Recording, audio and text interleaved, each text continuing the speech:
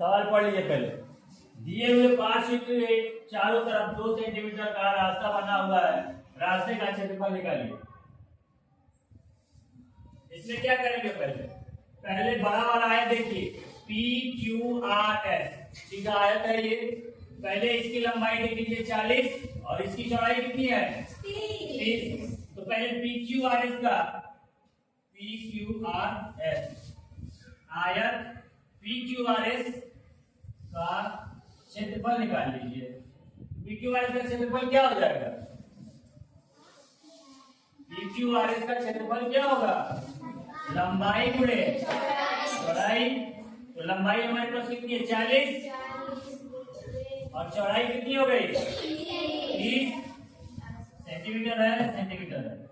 तो 40 दिया है 1200।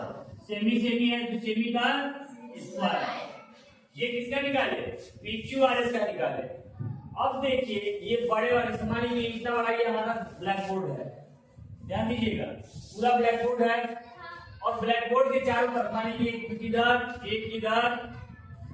इधर ले लीजिए और एक फिर इधर। अगर चारों तरफ एक फिट बढ़ गए तो ये जो खुद एक आया था और बाहर बढ़ जाएंगे, तो चारों तरफ अगर मिलाएंगे ऐसे फिर एक आयत बन जाएगी। तो हम क्या करेंगे? अब इस आयत का क्षेत्रफल निकालना होगा हमको, इस बड़े वाले आयत का। तो क्या करेंगे? इसी की लंबाई में इसकी लंबाई और ऐड कर देंगे ऊपर और नीचे। ये लंबाई जैसे बढ़ी हुई है आपकी, यहाँ से वहां तक की लंबाई है आपकी, इधर भी एक फीट बढ़ गया, ये भी लंबाई में इसका जुड़ गई कि नहीं जुड़ गई? सीधा एक फीट ये आगे बढ़ गया यहाँ पे। फिर वैसे इधर आएंगे तो ये भी इधर में एक फीट आगे बढ़ जाएगा, बढ़ेगा। तो एक फीट दोनों तरफ बढ़ गया। तो अब क्या होगी? मान लीजिए लंबाई दोनों तरफ तो बढ़ गई, तो दोनों उसमें क्या होगा? जुड़ जाएगा। वैसे यहाँ पे देखिए, यहाँ पे 2 सेंटीमीटर कह रहा है, चारों तरफ 2 सेंटीमीटर का रास्ता बना हुआ। इस रास्ते की लंबाई कितनी है? ये चौड़ाई कितनी है? ये 2 सेंटीमीटर। कितनी है ये?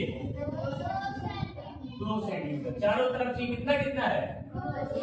2 ही सेंटीमीटर है, 2। यहाँ भी इसकी चौड़ाई कितनी है? 2 सेंटीमीटर। इधर में भी ये 2 सेंटीमीटर। तो हम क्या करेंगे? इस 40 सेंटीमीटर की जो लंबाई है, इसमें से 2 सेंटीमीटर इधर और 2 सेंटीमीटर इधर, दोनों को क्या करेंगे? माइनस कर देंगे। ध्यान दीजिए, अब हम किसका निकाल रहे हैं? क्षेत्रफल LMNO का क्षेत्रफल निकाल रहे हैं। अब लिख सकते हैं हम आयत LMNO का क्षेत्रफल। ध्यान दीजिएगा, तो इसका क्षेत्रफल निकालेंगे तो क्या लिखेंगे? लंबाई गुणे चौड़ाई। अब देखिए लंबाई क्या हो गई?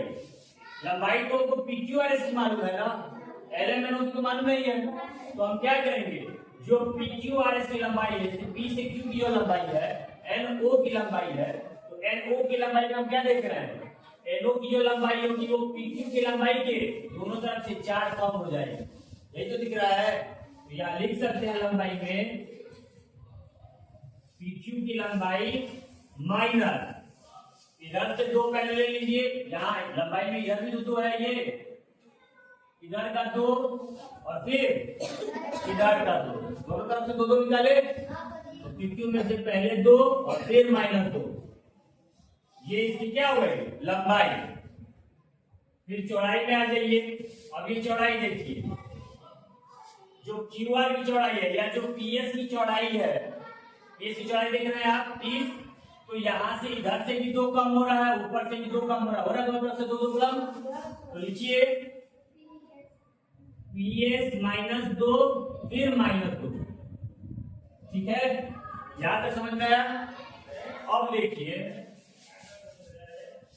PQ की लंबाई कितनी है? वहां पे 40। तो 40 में से -2 कितना हो गया? -4। और PS पे कितना हो गया? PS की लंबाई कितनी थी यहाँ पे? 30 -2 -4। तो ये हो गया 36 और ये हो गया 26। मल्टीप्लाई कर लीजिए।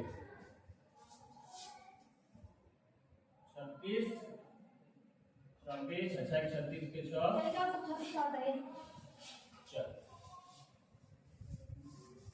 9 936 सेमी स्क्वायर।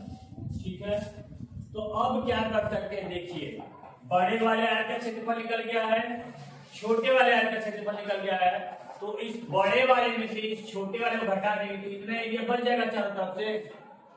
ये समझ में आ रहा है कि नहीं आ रहा है?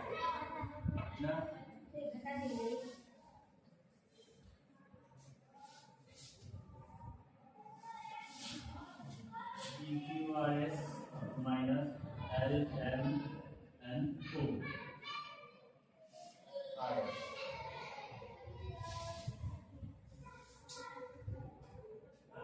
निकालिए। PQRS का क्षेत्रफल कितना था? 1200 सेमी और माइनस 936 सेमी, कितना आ गया आपका? 200।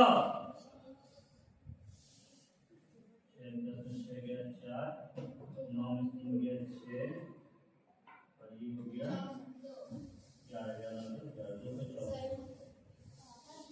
Semi square. पेपर दो।